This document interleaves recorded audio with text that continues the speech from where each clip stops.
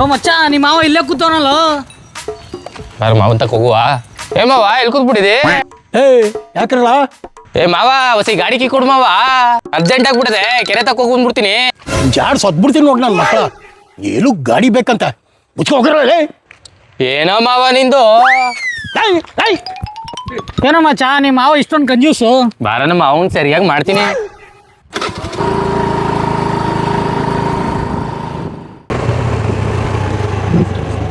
ಲೇ ಮಗ ಗಾಡಿ ಎಲ್ಲ ಮಾಡೋದೀಗ? ಇಲ್ಲೇ ನಿಲ್ಸ್ಬಿಟ್ಟು ಹೋಗುವ ನಡಿಲ್ಲ.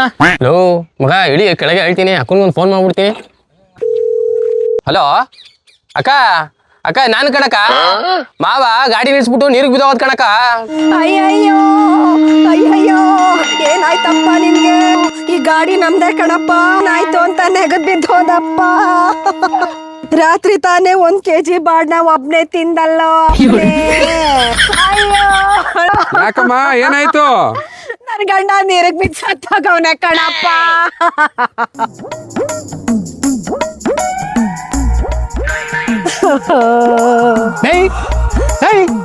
ಯಾಕಿಂಗ್ ಕಿಸಿತಾ ಇದೀಯ ಇಲ್ಲಿ?